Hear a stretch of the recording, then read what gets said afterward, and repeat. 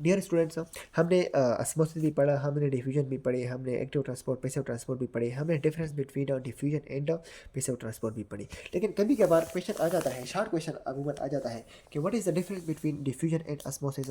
अब इनमें कुछ देखो, हमने डिफ्यूजन में भी बात कही थी ना कि it is the movement of material along the concentration gradient या from region of higher concentration to the region of lower concentration.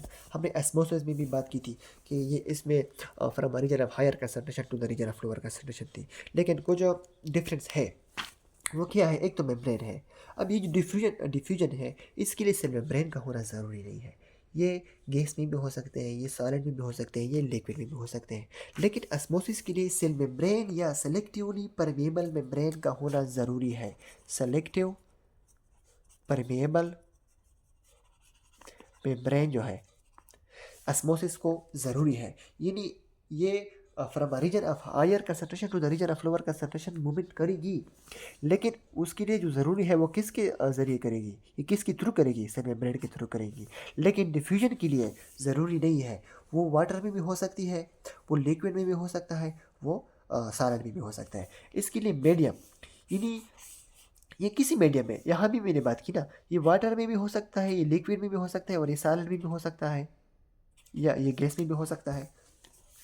और ये जो है, ये सेल मेम्ब्रेन, इसका सेल मेम्ब्रेन का होना ज़रूरी है। इसके लिए मीडियम क्या है, वो सेल मेम्ब्रेन है।